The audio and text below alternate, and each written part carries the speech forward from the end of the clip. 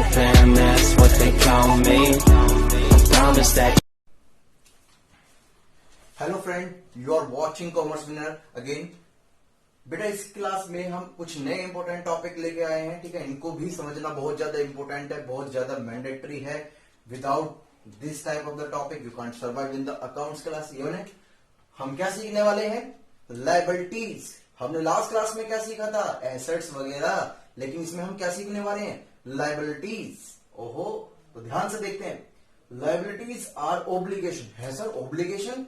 Yes बेटा, जिम्मेदारी। जैसे एक एग्जांपल, मैं किसी दुकानदार से लॉकडाउन के पीरियड में परचेज करने के लिए जाता हूं और वो कहता है कि लाओ सर पेमेंट कर दो। मैंने कहा साहब अभी सैलरी तो मिली नहीं है, तो जब मुझे सैलरी मिल जाएगी तो मैं आपको पेमेंट कर दूंगा। वो कह लगे ठीक है, तो अब बताओ मुझे जब सैलरी मिल जाती है, लॉकडाउन पीरियड खत्म हो जाता है, तो ये मेरी क्या है? जिम्मेदारी कि मैं उसकी पेमेंट करूं। ये बात समझ में आती है? तो बेटा जो हमारी जिम्मेदारी है पेमेंट करने की, वही हमारी क्या बन जाती हैं? लायबिलिटीज। ध्यान से, लायबिलिटीज आर ओब्लिगेशंस या डेप्ट। आप या तो इन्हें जिम्मेदारी बोल दो या डेप्ट बोल लो। सपोज करो मैंने बैंक से लोन लिया। क्या लिया? लोन। ठीक है, जब मैं बैंक से लोन लेता हूं तो मेरी क्या रिस्पॉन्सिबिलिटीज बनती है कि मैं इसकी ईएमआई पे करूं, यानी कि लोन की रीपेमेंट करूं। This is my obligation. या तो इसे ऑब्लिगेशन बोल लो या डेप्ट बोल लो। ये बात समझ में आती है? That an enterprises has to pay after some time in futures। यानी कि कौन बात कर रहा है? हम अकाउंट किसके लिए पढ़ रहे हैं? बिजनेसमैन के लिए पढ़ रहे हैं। ठीक है, तो जैसे सपोज करो मैं एक बिजनेस है, मेरा एक बिजनेसमैन हूं, मैंने अपने स्कूल को डेवलप करने के लिए लोन लिया हुआ है, तो लोन की रीपेमेंट करना मेरी क्या है? एक रिस्पॉन्सिबिलिटी, एक जिम्मेदारी है, वो एक मेरा डेप्ट है। तो यानी कि ये बात समझ में आती है, जब कोई हमारे साथ ट्रांजैक्शन होती है और फ्यूचर में हम उसकी क्या करेंगे?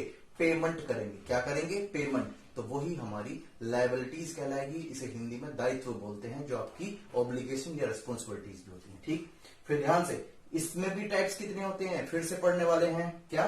करंट लायबिलिटीज और नॉन करंट। बेटा इसमें करंट लग जाएगा और इसमें करंट नहीं लगेगा। ठीक है, तो जिसमें करंट लगता है तो वो पढ़ने वाले हैं, यानी कि करंट लायबिलिटीज। मजाक कर रहा हूं। Which are payable within the 1 year.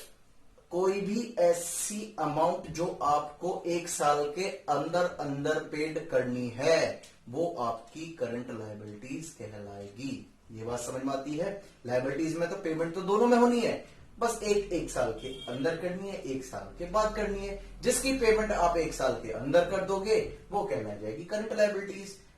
ठीक है, और जिसकी पेमेंट आप 1 साल के बाद करोगे तो वो क्या हो जाएगी आपके लिए? नॉन करंट लायबिलिटीज, या इसे हम लॉन्ग टर्म भी बोल सकते हैं। ठीक है, लॉन्ग टर्म डेप्ट भी बोल सकते हैं। ये बात समझ में आती है? क्लियर? जैसे एग्जांपल, क्रेडिटर बिल पेबल्स। ये अभी मैं सारी एक्सप्लेन करूंगा, अभी नोट्स भी राइट डाउन कराऊंगा, तो वीडियो को कंटिन्यू वॉच करते रहें। ठीक, एग्जांपल बैंक लोन, डिबेंचर, ये सब एक्सप्लेन कर दूंगा। बस ये बात समझ में आ गई? क्लियर? बहुत अच्छी तरीके। लायबिलिटी समझ में आती है कि लायबिलिटीज का मतलब क्या? कि फ्यूचर में हमें कुछ पेमेंट करनी है। पेमेंट क्या? या तो 1 साल के अंदर करोगे, ठीक है, तो करंट लायबिलिटीज होगी, या 1 साल के बाद पेमेंट करोगे तो वो क्या हो जाएगी? Non current liabilities. ठीक है, ये बात क्लियर है? राइट डाउन करो उसको।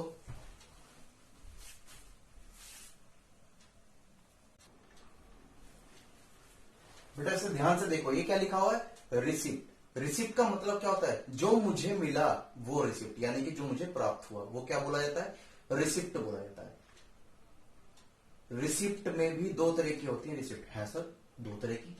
सर मिल गया तो 2 तरह की। बेटा जब हम उसमें पे कर रहे थे तो वहां भी तो 2 थे ना भाई। करंट थी जो 1 साल के अंदर पेमेंट करनी है, और एक आपकी क्या थी? लॉन्ग टर्म या नॉन करंट, जो 1 साल के बाद पे करनी है। तो सर इसके अंदर भी कैसे ही नहीं, ध्यान से सुनो। रिसिप्ट का मतलब एक होता है रिवेन्यू रिसिप्ट और एक होता है कैपिटल रिसिप्ट। है सर, ये क्या होता है? रिवेन्यू रिसिप्ट क्या होता है? रिवेन्यू का मतलब होता है सर बेटा बार बार होना है, और कैपिटल का मतलब एक बार हो गया। है सर नहीं समझ में आया? सर नहीं आया समझ, कोई बात बेटा ध्यान समझो। चलो मैं एक एग्जांपल से समझाता हूं। मेरा एक मेडिकल स्टोर है।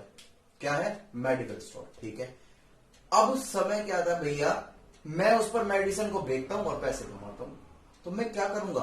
रोज जब सुबह को घर से अपने मेडिकल स्टोर पर जाऊंगा, झाड़ू मारूंगा, ठीक है, उसको साफ करूंगा, कस्टमर आएंगे, कस्टमर को मैं मेडिसिन सेल करूंगा और उनसे क्या लूंगा, पैसा लूंगा।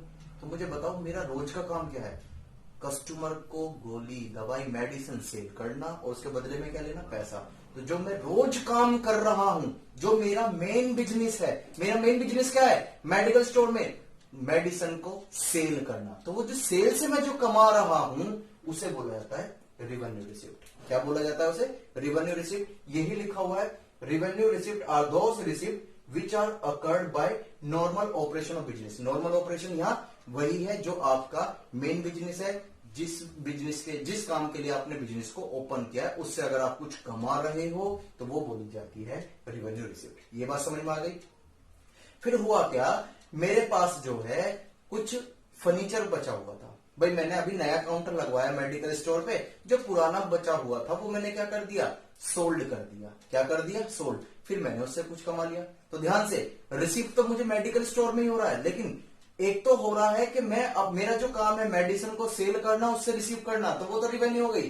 क्या मेरा काम फर्नीचर बेचना है? नहीं सर, आपका तो काम मेडिसिन को सेल करना है। तो मुझे एक बात बताओ कि मैंने जो अपने मेडिकल स्टोर में फर्नीचर सेल करा है, उससे जो रिसिप्ट हुआ तो वो बोला जाएगा कैपिटल रिसिप्ट। क्या बोला जाएगा, कैपिटल रिसिप्ट, क्योंकि वो मेरा नॉर्मल ऑपरेशंस नहीं है। भाई पड़ी हुई थी स्क्रैप सी, यूजलेस थी, तो मैंने क्या करा, बेच दिया।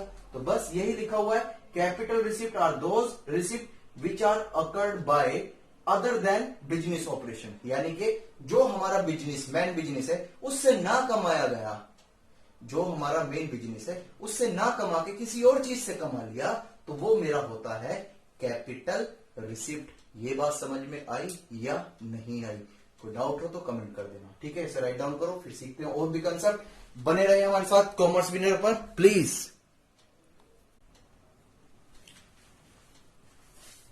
नेक्स्ट टर्म्स क्या है बेटा आपकी, एक तो लिखा हुआ है एक्सपेंसेस और एक लिखा हुआ है expenditure. Both are very different things from each other.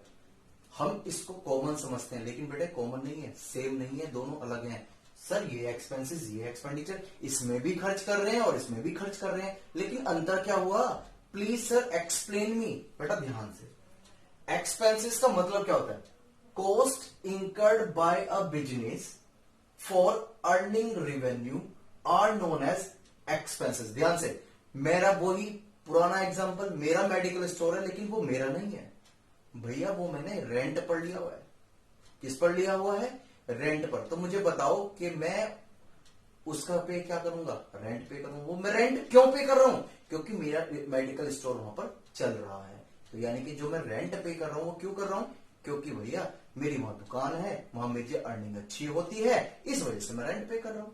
तो वो मेरे लिए एक्सपेंसेस है। सपोज करो मैंने अपने मेडिकल स्टोर पर एक बॉयज यानी कि जो काम करता है वहां पर वो रखा हुआ है, ठीक है, जो दवाई को क्या करता है, सप्लाई करता है और लोगों के यहां से ऑर्डर लेके आता है, ठीक है। तो मुझे एक बात बताओ, मैं उसकी सैलरी पे करता हूं, तो क्यों पे करता हूं? क्योंकि उससे मेरा क्या चल रहा है, मेडिकल स्टोर चल रहा है, जिससे कि क्या होता है, लोगों को सर्विस मिल जाती है और मुझे पैसा मिल जाता है। तो वो मेरे लिए खर्चा है। ये बात समझ में आ गई कि अगर कोई भी बिजनेसमैन क्या करता है, इनकर्ड करा गया है एक्सपेंसेस, किस चीज के लिए, अपने रिवेन्यू को कमाने के लिए। सर रिवेन्यू क्या होता है? अभी बताऊंगा बेटा, सारा एक्सप्लेन करूंगा। अपने रिवेन्यू को यानी कि एक मान के चलो प्रॉफिट को कमाने के लिए, तो वो एक्सपेंसेस कहलाता है। एग्जाम्पल के तौर पर रेंट पेड कर देना, वेजेस पेड कर देना और सैलरी। सर वेजेस और सैलरी में अंतर बता दो। वेजेस का मतलब क्या बेटा, जैसे आज किसी ने कोई काम किया, मैंने आज ही पेमेंट कर दी, दिस इज द वेजेस, ठीक है। और सैलरी का मतलब क्या, कि वो पूरा एक महीना मेरे यहाँ काम करेगा और मैं उसे क्या दे दूंगा, पेमेंट करूंगा, तो वो कहलाती है आपकी सैलरी। क्लियर? और इंटरेस्ट, सपोज करो मैंने कोई लोन वगैरह ले रखा है, तो मैं उस पर क्या करता हूँ, ईएमआई पे करता हूँ, यानी कि इक्वल मंथली इंस्टॉलमेंट, तो उसमें मेरा इंटरेस्ट पेड हो जाता है, ठीक है। ये बात समझ में आती है। फिर आता दूसरा पॉइंट, एक्सपेंडिचर। तो सर एक्सपेंडिचर क्या होता है? ध्यान से, स्पेंडिंग मनी और incurring a liabilities for acquiring assets, goods, services is called the expenditure. ध्यान से मुझसे एक बात बताओ, मैंने कोई फिक्स एसेट्स परचेस करी, ठीक है, तो उसका बेनिफिट मुझे कब तक मिलेगा? लंबे समय तक। क्या मिलेगा? लंबे समय तक। मैंने सपोज करो मेडिकल स्टोर के लिए एक फ्रिज परचेस करा, जिसमें मेडिसिन में रखता हूं, तो क्या वो मैं उसे एक दिन यूज करूंगा या 2 दिन, हो सकता है जब तक वो खराब ना है, जब तक मैं यूज करता रहूं, जब तक मेरा बिजनेस चलता रहेगा। तो यानी कि जिसका बेनिफिट लंबे समय तक मिलता है वो भी क्या कहलाते हैं, आपके एक्सपेंडिचर। ये बात समझ में आती है। या सपोज करो मैंने क्या काम करा है, किसी दुकानदार से उधार परचेज करा था, अब मैं उसकी क्या करने वाला हूं, पेमेंट। लेकिन वो लायबिलिटी तो है सर, वो क्या है, लायबिलिटी तो है, लेकिन उसे भी हम क्या बोलेंगे, एक्सपेंडिचर्स। ये बात समझ में आती है। तो ये लिखा हुआ है स्पेंडिंग मनी, यानी कि पैसा खर्च करना, या इनकरिंग लायबिलिटीज, अपनी लायबिलिटीज पेड करना, for acquiring assets goods services is called a expenditure. ये भी कितने टाइप के होते हैं, रिवेन्यू एक्सपेंडिचर अभी लिखवा रहा हूं उसके बारे में, कैपिटल एक्सपेंडिचर ये भी लिखवा रहा हूं, और एक होता है डिफर्ड रिवेन्यू एक्सपेंडिचर। ये सारे पॉइंट क्लियर करने वाले हैं, राइट डाउन करो, कोई भी डाउट हो कमेंट्स में लिखें।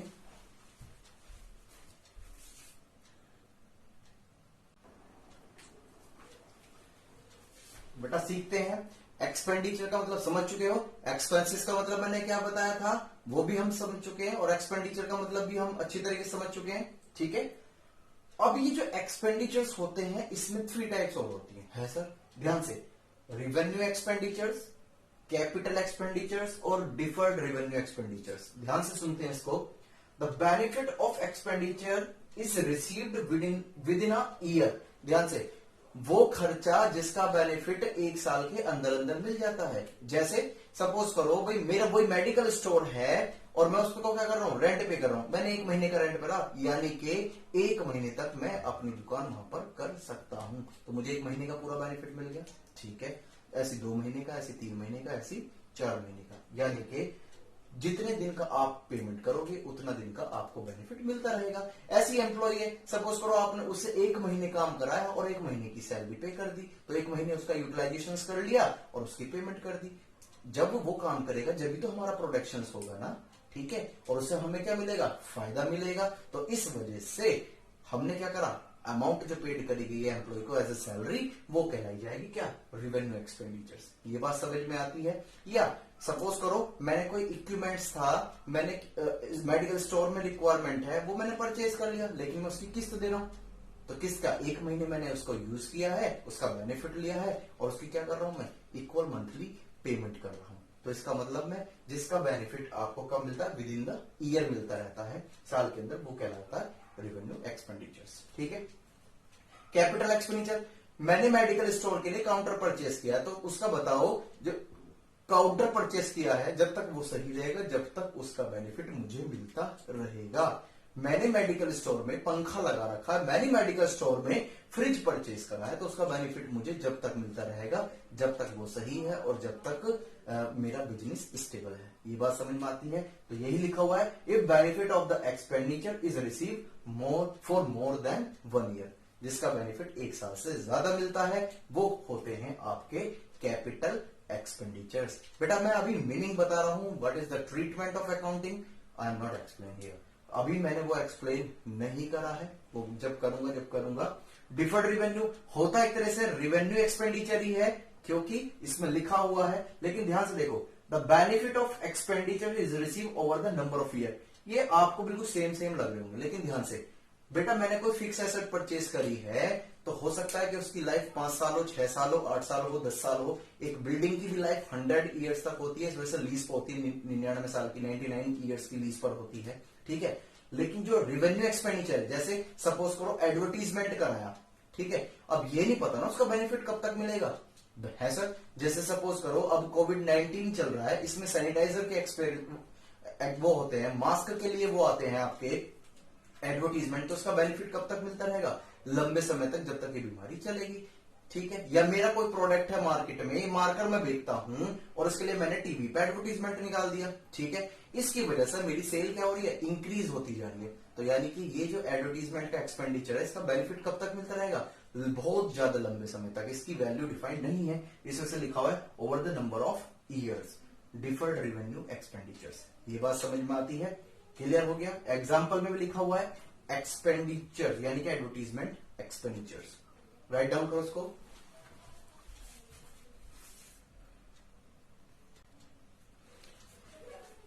ठीक है बेटा, हम नेक्स्ट वीडियो में मिलेंगे नए टॉपिक के साथ।